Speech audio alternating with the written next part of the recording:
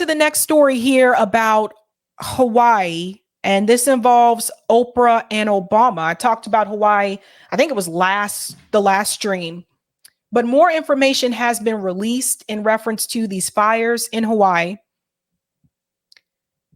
When I spoke last time, I showed you that CNN, MSNBC, they're actually saying that these fires are attributed to climate change. Michael Schellenberger has a different theory. Some of you may remember Michael from the Twitter files. Here's what Michael said. I want you to see this. Michael Schellenberger says, many say climate change caused the deadly fires in Hawaii, but it didn't. What caused the fires was Hawaiian Electric's failure to clear flammable grasses from around electric wires because its focus and ratepayer money was going to renewables. Here's the picture here. So we can see there. And we'll dive into a little bit of this from the Wall Street Journal. Here we go. Hawaiian Electric knew of wildfire threat, but waited years to act. 4 years ago, the utility said it needed to do more to prevent power lines from emitting sparks. It made little progress, focusing on a shift to clean energy. Okay, let's go in here. The utility examined California's plans to reduce fires ignited by power lines, started flying drones over its territory, and vowed to take steps to protect its equipment and its customers from the threat of fire. Nearly 4 years later, the company has completed little such work. Between 2019 and 2022, it invested less than $245,000 on wildfire-specific projects on the island, regulatory filings show.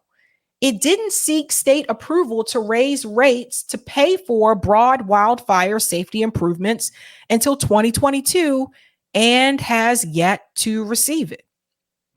Now the company is facing scrutiny, litigation, and a financial crisis over indications that its power lines might have played a role in igniting the deadliest U.S. wildfire in more than a century.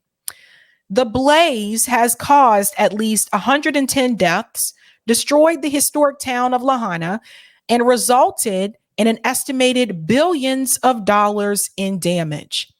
The fire's cause hasn't been determined, but mounting evidence suggests the utility's equipment was involved. One video taken by a resident shows a downed power line igniting dry grass along a road in Lahaina. A firm that monitors grid sensors reported dozens of electrical disruptions in the hours before the fire began, including one that coincided in time with video footage of a flash of light from the power lines.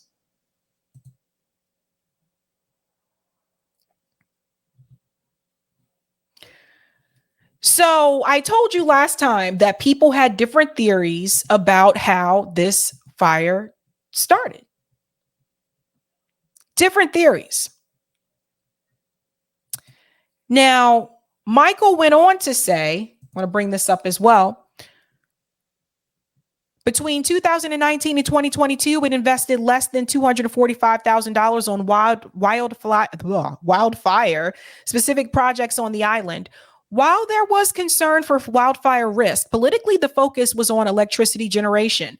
Looking back with hindsight, the business opportunities were on the generation side, and the utility was going out for bid with all these big renewable energy projects. But in retrospect, it seems clear we weren't as focused on these fire risks as we could have been. And he went on to add California. He said the same thing happened in California. Governor Newsom pushed the utilities to spend billions on renewables and cut the budget for forest fire prevention. The result was more forest fires.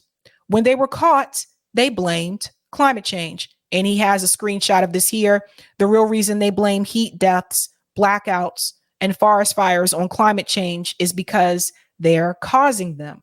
Now, this also points to a theory that some had that they believed those fires were started by arson. We still don't know 100% for sure. But this is another piece of information that you can add to your bag. Now I want to get into the money. Joe Biden wanting to give people in Maui $700. It's very disgusting. Regardless of how the fires started, I want to make sure we focus in on the right issue. The problem is that there are victims and those people need help. And when the president of the United States offers $700 after he begged to give $24 billion to Ukraine, it is a slap in the face, not only to people in Hawaii, but to the American people across the board. This isn't the first time. And it's not just Joe Biden. This is Hurricane Katrina all over again.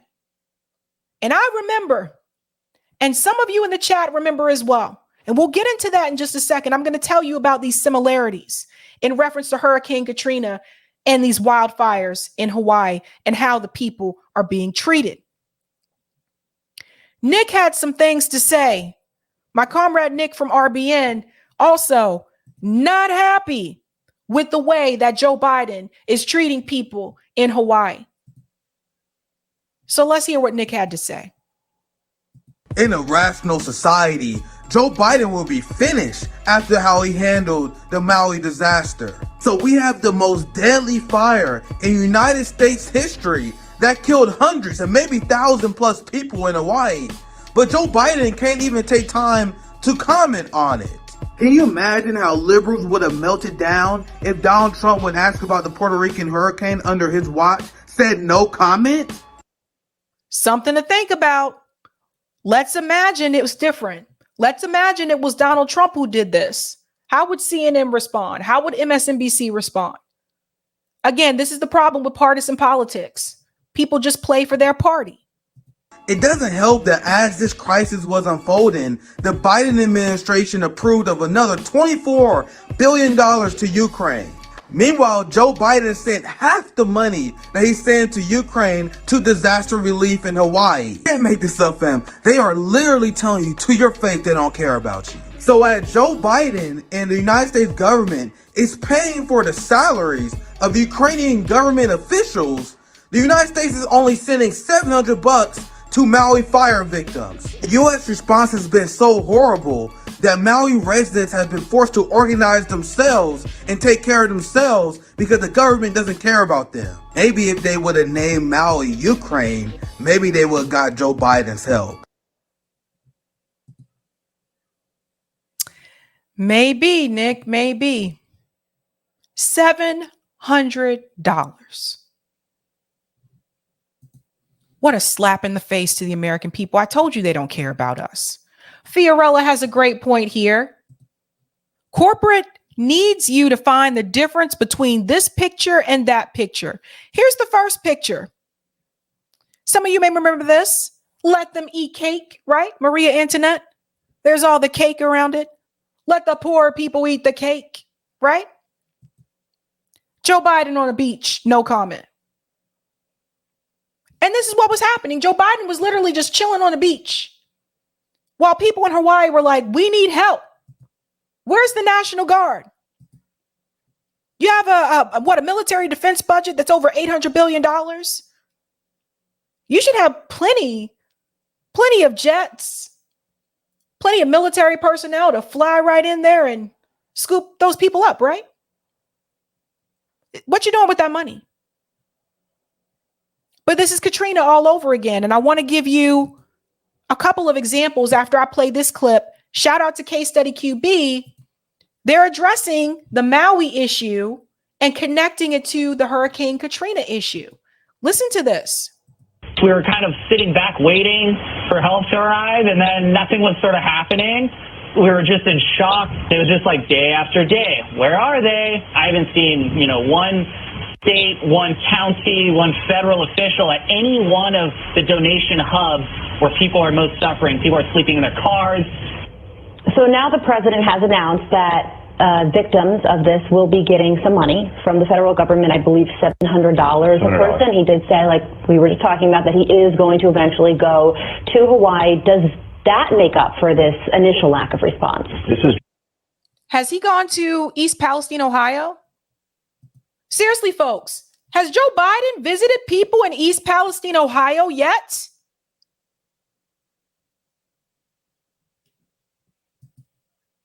Joe Biden's Katrina. I don't think that's hyperbole in any way, shape, or form. You saw what happened with George W. Bush. That was the beginning of the end of his presidency. That infamous photo where he flew over New Orleans coming back from vacation in Texas, and he never recovered from that. So if Joe Biden goes 2-3 weeks later, that's just not enough. You hear the death toll of 106 dead.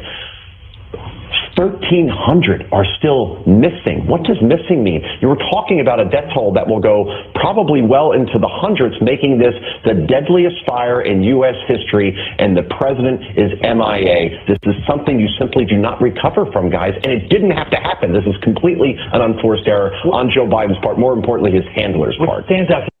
Want to pause here for a second and comment on the number of people that are missing. Some of those people could be like buried under the rubble. I mean, are they even digging? Do they have people digging to look like? That's a lot of people missing.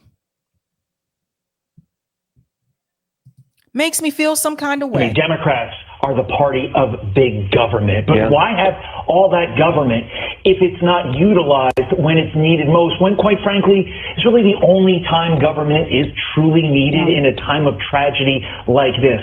Especially, Joe, if you're trying to pay back the people that voted for you. Hawaii is a very Democratic island. I know we shouldn't get political, but all the signs are there, yet nothing is happening. It makes no sense. We got to leave it there, Joe. Sad time. Very well. And very, very good point here, Dana. 700 per household, not per person. What the hell are you going to do with $700? In Hawaii? Hawaii is the second most expensive state in the country.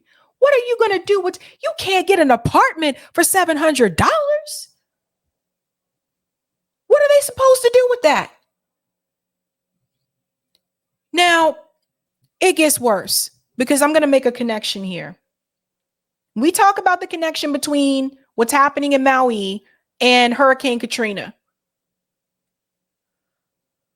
Barack Obama is asking people to donate to the Red Cross.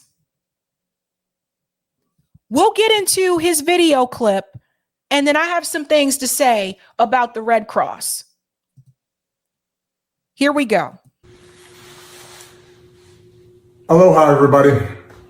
Like so many people around the world, Michelle and I have been absolutely heartbroken by the devastating images coming out of Maui and Lahaina over the last week. As someone who grew up in Hawaii, as someone who has taken my family to enjoy the incredible beauty of that island and the hospitality of the people of Lahaina, we now find ourselves mourning the lives that are lost, and our thoughts and prayers go out to the families that have lost so much. The thing about it is, though, thoughts and prayers in a moment like this are not enough. It's never enough. It's never enough. Like, I'm sorry, but the rich people, and we'll get into this, the rich people that have property in Maui, they're fine. You know, it's just all of a sudden out of nowhere, these wildfires just only decided to attack the poor people. People get tired of hearing thoughts and prayers. Like, seriously, it's just a repeated script. There's no use in telling people thoughts and prayers when nothing doesn't improve. If the problem continues to happen, thoughts and prayers isn't doing anything for the people. You see what I mean? This is not to tell people that they should not pray. But what I'm saying is, how many times are you going to say that? How many times are you going to say thoughts and prayers after every school shooting? How many times are you going to say thoughts and prayers after every one of these wildfire disasters? Let's continue. We have to step up and we have to help those families and we have to help Lahaina rebuild. And the good news is that the Hawaii Red Cross and Malama Maui are mobilizing to provide direct support to people who are desperately in need. Pause. The Red Cross is a big no. The Red Cross is a big hell to the no, to the no, no, no. And I want to tell you why. The Red Cross has too much overhead. It is a charity. It is not mutual aid. So for people who say mutual aid doesn't matter, I'm going to teach you the difference. Charities are top-down organizations. Mutual aid are horizontal organizations. Oftentimes with the Red Cross, they raise thousands, sometimes millions of dollars, but what they produce doesn't seem to match with all the money that they took in because they have too much overhead. They pay people that work for the Red Cross, people making a lot of money, and then they can't account for where all the money went. And I think back to this with Hurricane Katrina. I think back to this with the earthquake in Haiti. The earthquake in Haiti, the Red Cross raised over what, $500 million? Built 6 houses. What happened to all that money? This is why I am so much, I'm so stern about donating to charities because again, it's top down. It's not horizontal. When you do mutual aid, when I do mutual aid, and we do mutual aid here with the Boston chapter, those products, those supplies go directly in the hands of the people that we raise the money for. We don't donate money to the Red Cross and say to them, hey, okay, you do what you need to do to help the people. No, we go directly to the people face to face. They see us, we see them, and they get the supplies that they need. Problem is, a lot of these charities, they take in all this money that they can't account for because that money going to other people who work for the organization. You don't get to raise, and I don't care. You don't get to raise $500 million and you're only building 6 houses in Haiti, okay? But here's Barack Obama telling you, donate to the Red Cross. I'm telling you, hells to the no. Don't you donate that money to the Red Cross. If you want people in Hawaii to actually see the products and get some supplies, don't you give that money to the Red Cross. You give that money directly to the hands of the people in Hawaii. There are multiple GoFundMes that are set up for people in Hawaii, by people in Hawaii. But don't you funnel that money through the Red Cross. Those people will never see that money the light of day. I promise you. I'm asking you to do everything you can to generously support the Malama Maui effort. If all of us, the Ohana, pull together and do as much as we can to give back to an island and a town and people who have given us so much, I'm absolutely confident that Lahaina and Maui and those families are going to be able to rebuild. How do you know that, Obama? How is he so confident? One thing that was really interesting, Obama issued a response before Joe Biden did, as if Obama was trying to step in and cover for Biden. That's been happening quite often, hasn't it? Biden is sitting on the beach. Obama's the one releasing the video. Obama's not president anymore. Why is he still acting like it sometimes? Let me let him finish here. We've got to be a part of that. So please provide generous support to the Hawaii Red Cross and to Malama Maui right now. Mahalo, nui loa.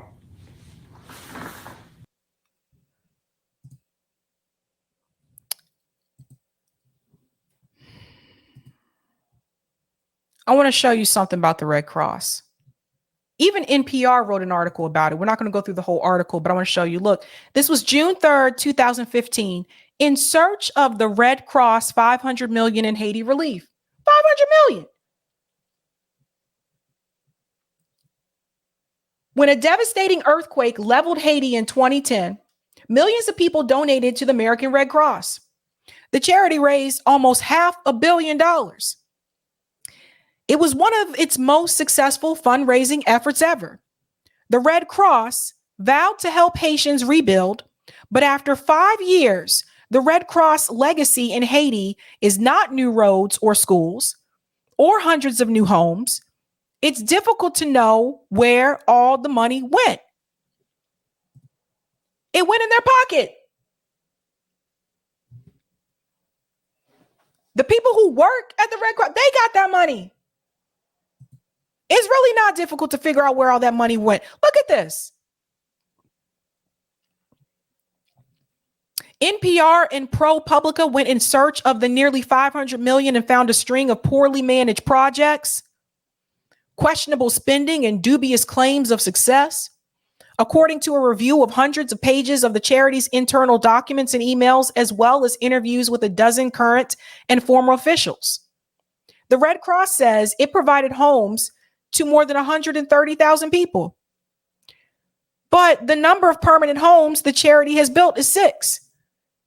Now, I'm not a mathematician, but somebody explained to me, how the hell do you fit 130,000 people in 6 houses?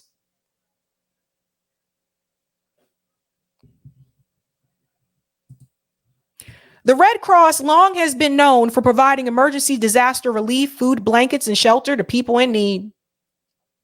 And after the earthquake, it did that work in Haiti too.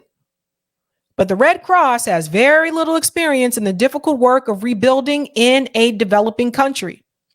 The organization, which in 2010 had a $100 million deficit, outraised other charities by hundreds of millions of dollars and kept raising money well after it had enough for its emergency release. But where exactly did that money go? But Obama wants you to donate to the Red Cross. Don't you donate that money to the Red Cross? Then there's this issue with Oprah. Oprah released a statement saying that she's going to help people in Maui. She's going to help them get supplies. I'm going to play the video and then I got some things to tell you about Oprah. Because she's an interesting figure in reference to this particular story. Hey, everybody. You know what this week has taught me is that when you don't know what to do, you do whatever you can. I went to visit one of the big shelters here at the War Memorial and asked people what it is they needed, and then went shopping for some things, some, basic things like towels and sheets and shampoo and other necessities. And at some point, I will make a major donation after all of the smoke and ashes have settled here and we figure out what the rebuilding is going to look like. This is going to be a long and difficult process. But spending time at the shelters, I've met so many incredible people. One guy, Julius, I said, Julius, tell me what you need, because his legs were covered in bandages where he had to run to escape the fire, and said to me that he could feel his skin popping as he was running. He got out of his car because the tires were melting and he couldn't move forward and just started to run. And when I said, tell me what you need, he said, ma'am, I need nothing. My life is now my greatest gift. I have my life. Of course, she would tell you the story of the person who said they don't need anything. Like, what? Wait a minute. Wait a minute, man. You mean to tell me someone has the opportunity to talk to Oprah and she's a billionaire and she's ready to give you money to help you out? And you mean to tell me this person says to her, I don't need anything. I got my life. Really? I'm supposed to believe that? Let's finish up. I've seen so many families who are sharing a cot, an air mattress, and have nothing else left to their names, but they are so grateful just to have each other. And there is such an incredible spirit going on in this entire community, people helping other people. And I know that long after all the camera crews are gone and the rest of the world has moved on, the rebuilding will just begin. And Hawaiians are a strong cultural people and a family-loving people. And with the help and support, you're going to see a lot of Phoenix stories rising from the ashes here. Let me just pause and say something here. First of all, we'll go back to the beginning because I want to point out something. I want to tell you guys something. Oprah is incredibly fake. Do you guys know that Oprah used to work for the radio station in Baltimore back in the day? I don't know why she talks the way that she does now. That's not her voice. Where'd this voice come from? Listen, watch this. Hey, everybody. You know what this week has taught me is that when you don't know what to do, you do whatever you can. I went to visit one of the big shelters here at the War Memorial and asked people what it is they needed. And then she didn't talk like that. She did not talk like that. Guys, you can Google it. I can't play it on here because of copyright, but you can Google it. You can go all the way back to the very first year of the Oprah talk show. You can go back to when Oprah was a news anchor in Chicago. You can go all the way back to when she was on the radio station in Baltimore. My parents remember because they're from Baltimore. Let me tell you something. She did not talk like that. I went to the station to figure out what the people need. And where'd that voice come from? She didn't used to talk like that. But what was interesting to me is you asking people what they need. Meanwhile, you have property in Maui that's over thousands of acres long. Why can't you just put those people up in your property? You don't live there every day. You have several homes. No, don't come up in my space. Even though I got multiple homes, I know you don't have a roof over your head, but I'm just here to give you some towels and sheets and blankets for you to wrap yourself up in outside because you don't have a place to actually rest your head that's indoors. But I got this whole complex over here, a whole damn compound that you can't sit in. Get out of here. And here she come acting like, here I am, the big savior. I'm Oprah, damn it. And I'm going to help the people. I'm here to do whatever I can. Bullshit. You are looking out for yourself and making sure that you get the savior praise. Oprah's properties, multiple properties.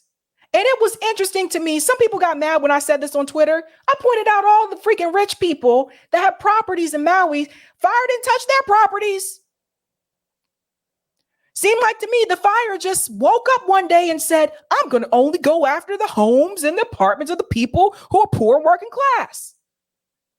Their stuff is fine. Fine. And why is that? Let me show you another clip here. She has multiple properties. Multiple. This is not the first time that there has been a fire or there has been some type of a flood. And somehow Oprah's stuff just seems to be fine. Listen to this. Did you know Oprah Winfrey has been securing Maui land like it's a trending bestseller? In just 2023, she invested in a vast 520-acre plot for $3.89 million, then went for another 330 acres at $2.47 million, not to mention the two 10-acre patches she bought in 2022 for $100,000 each. From a mere 100 acres in Maui, Oprah now commands over 1,000 acres. But here's the twist. Amidst this real estate surge, a sudden fire happens, destroying homes nearby, but leaving her vast terrains unscathed. Does that ring a bell? Think back to 2017. A deadly fire consumed homes near her Montecito mansion. Yet once again, Oprah's property emerged untouched. And what I tell you, this has happened before. You guys ever notice this? When these disasters happen, how come with rich people, their property just seems to be fine? Except for Kenny G. Kenny G's house did catch on fire, but Kenny ain't got Oprah money, okay? Kenny is musician. He's saxophone musician. He's not popular anymore like he used to be, but Kenny G used to be popular back in the day. But Kenny is not no billionaire. Kenny got millionaire money. He ain't got Oprah money. You know what I'm talking about? Montecito, another property that she has. Here comes the fire, but all of a sudden her property the fire just says, I'm not coming near your house. Let's go on. After that event, she expanded her Montecito land holdings to a whopping 70 acres, even snapping up a 4-acre complex in 2019, which was decimated by mudslides shortly after the 2017 fire. The connections, the acquisitions, and the timing are definitely food for thought. Stay tuned with us for more mysteries and money tales. What do you think about these coincidences? Share your... It's a coincidence. It's a coincidence, right? This is weird to me. You don't believe me? Look, watch this. Let me tell you how much Oprah loved the people. Controversy over giant wall built along California property reportedly owned by Oprah. This woman built a wall. So it's just, a mystery is bubbling up on the banks of San Isidro Creek, which runs through the exclusive Central Coast enclave of Montecito. Did Oprah build a giant wall next to one of her Montecito homes? During this year's historic storms, Montecito and other towns in the area saw evacuation orders due to flood dangers. Montecito is popular with celebrities, and residents of the area include Oprah, Ellen, Prince Harry, Meghan Markle, and the Duchess of Sussex. A wall was built alongside a property associated with Oprah, allegedly to protect media mogul and Montecito resident Winfrey's estate from flooding. What about everybody else's home?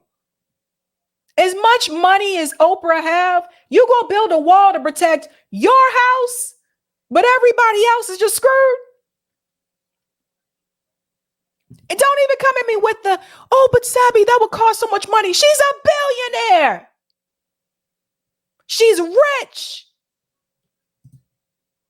Oprah, look out for Oprah. And there's been stories of people trying to grab land in Hawaii from the indigenous people that has been destroyed. There's been stories of this. Now I want to show you, look, this don't make no sense. When we talk about the rich people, this is from Adhu Mankind. Meanwhile, fires in Maui seem to know how to avoid millionaire properties. Watch this. Look at this video.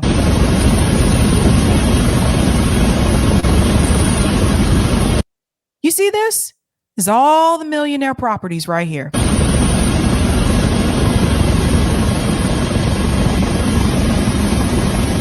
All that money, all that wealth. Untouched. You see this? Not a scratch.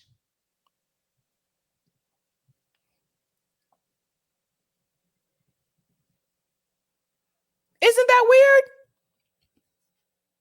Not one of them.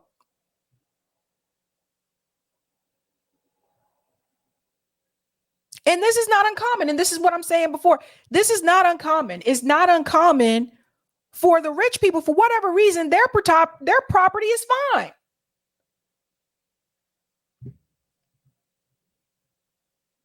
All of that. And even if it wasn't, the thing is, they still got the money and the resources to just buy another property. But I want you to hear from a resident. I want you to hear from a Hawaiian resident that's talking about this. Listen to this. Hawaiian resident showing his frustration with the lack of help and transparency from his local government. Also, he is sharing his exasperation with the state representatives making decisions in behalf of the victims without even visiting their communities and working alongside them. Furthermore, he talks about people who are trying to take advantage of this tragedy and require land from locals. I told you guys that people there said they were doing this. As you watch this video, remember all the politicians and celebrities making their way to Ukraine, yet not a single one of them talking about visiting and offering any help to the victims of the deadly fire. So I'm gonna let you hear from him yourself. Yeah, aloha kako. Here with some things to think about, some topics that are a little bit troubling. And my tone has changed completely at this point because the frustration that we are all facing here on this side, Lahaina side. Now, just a quick reflection of the week that we have all had, right? And I'm sorry that a lot of what I'm coming with for the people to see is just bad news, but that's all the news I have to give right now. And the common denominator for all of the bad that has happened in Lahaina is the state of Hawaii. All of the good common denominator is the community of Hawaii. What's the difference? The state is supposed to represent the community, yet everything to do with the state has been bad. Everything to do with the community has been awesome. Okay, so day one, fire, no sirens. Yep. Fault of the state. Fast forward. No goods coming into Lahaina. Obviously, we need to get it. Roads are closed to everybody. By boat, by plane, following in convoys. People had to break the rules to get into Lahaina to bring the much needed goods for the people. Okay? The state again. And we had to break the rules to get our goods into us. What would we have even had if we didn't? We would have nothing. There's what, 2, maybe 3 distribution centers in all of Lahaina that is set up by the state and county. We would be starving. So notice he's making the difference here between the community help and the state. And again, this goes back to looking for the politicians to come and help you versus the people in the community actually helping you. This goes back to mutual aid and looking for a political hero or savior to come in and swoop down and rescue you. And at the end of the day, a lot of times it ends up being the community coming to help you. Look at how these people have been abandoned by their own representatives. Tulsi Gabbard spoke out about it. I don't know if she's there on the ground or not, though, but I know she spoke out about it. But I mean, where's everybody else? People would be parched. People wouldn't even have clothes. Everything community-based. Good. Open the roads back up. Open floodgates to the tourists and everybody just hours after community members were allowed back in. Ended in chaos. Bad state. Again. Thank you, LPA. LPA says Tulsi is on the ground. Thank you. Placard system. Ended in chaos. Unorganized. Police want the where they were giving it out in Napili. People were lined up for miles, thousands of people. One police officer to direct traffic. Traffic on both sides of the road. People parked on the side of the road, walking across. Chaos. Opportunity for danger. All of it was dangerous. Opportunity for people to get hurt. Maybe 6 or 7 people to distribute the placards to the people. Ended in chaos. Again, the state. See? Now we're about to open everything back up. I don't understand why we're so eager to do this. Why does Lahaina have to remain open to everybody? Public, yes, okay. Community, Lahaina residents, Maui residents, for sure, yeah, allow them. Tourists? What is there? There is no possibility for revenue to be made out of Lahaina. I had no idea until I saw this video that tourists were still coming there. I would have imagined that would not be happening considering the damage from the fires. I mean, what are you going to go see like right now? So that was kind of surprising to me, but it seems like to me, again, the state trying to find ways to make money. There's nothing. The hotels are closed. The shops are burnt to the ground. Restaurants are not running. But no, we're so eager to open up the floodgates to let them all in. Yep. Bad state again. You watch tomorrow. There's going to be issues. I guarantee that. There are still down power lines on the road. Places where the road merges into one. Tourists already had a hard time driving around prior to this. Now there's all this hazard. All these hazards all over the place. So many things going on. People are going to be looking around, not paying attention to the road. Accident. Now our main lifeline back into Lahaina, closed again. We are not focusing. We are, community, we're focusing on what's most important. That is making sure our community members are well taken care of. That is what's most important. The state, their focus is all over the place. Yep. And they expect us to trust them.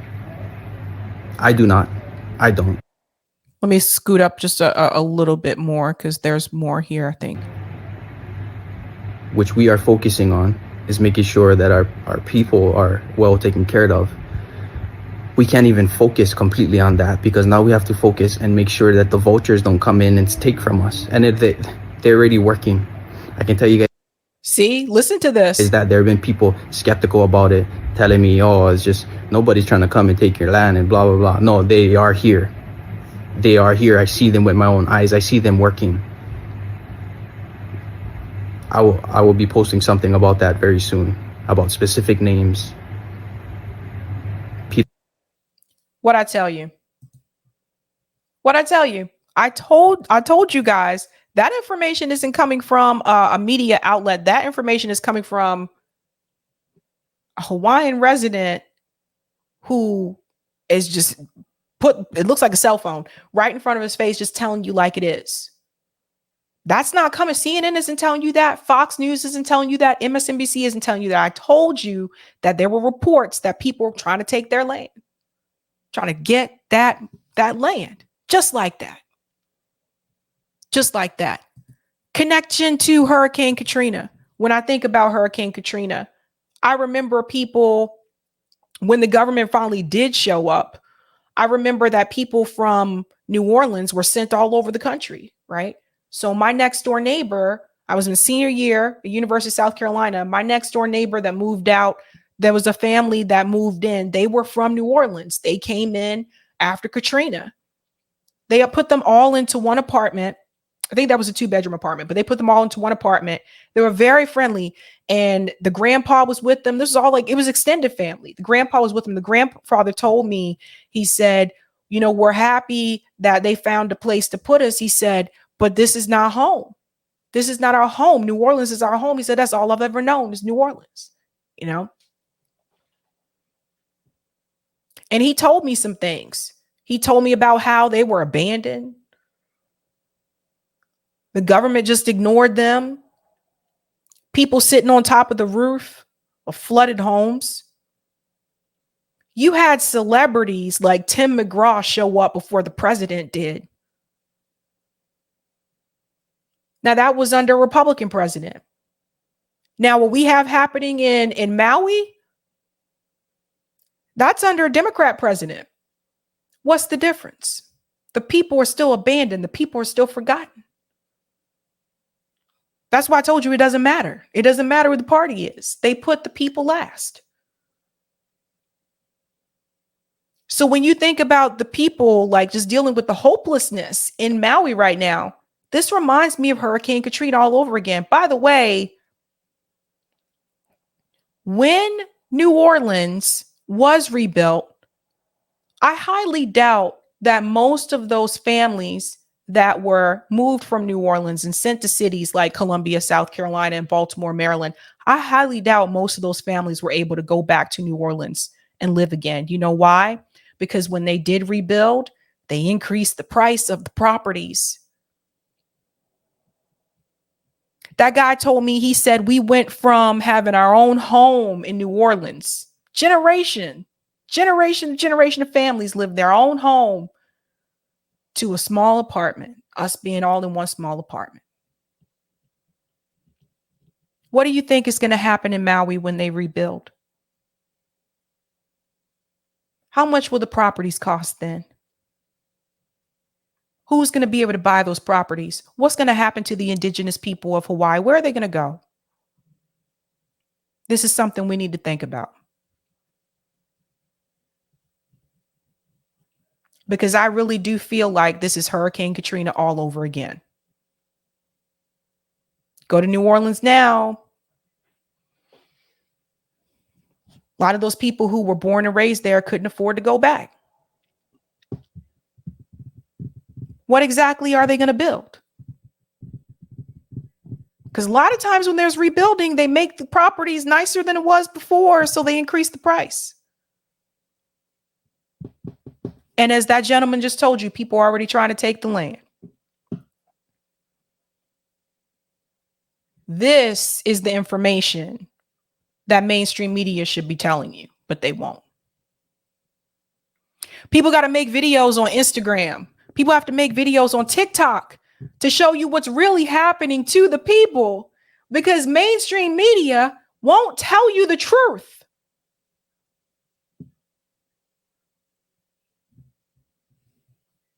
Go to some of the comments here. It's a hot mess. Thank you, Perry, for the super chat. This is a land grab. Get the poor people out and replace with luxury hotels and military bases for war with China. You see that? Violin says people on the ground are doing the job the government refuses to do as usual. Thank you, Roger. Joe didn't even revisit the Iran deal. The Iran deal. Your trip. Matt says, never waste a good crisis. Robert says they pay lip service while dripping some crocodile tears while having no real skin in the game. Remember Osteen during Hurricane Harvey? Joel Osteen, he's one of the television preachers, televangelists. He didn't want to let people come into his church during the disaster. Can't come up in here. Lord to save you, but not in this church. Yeah, he was exposed. I'll take the comment on Rockfin, Eric.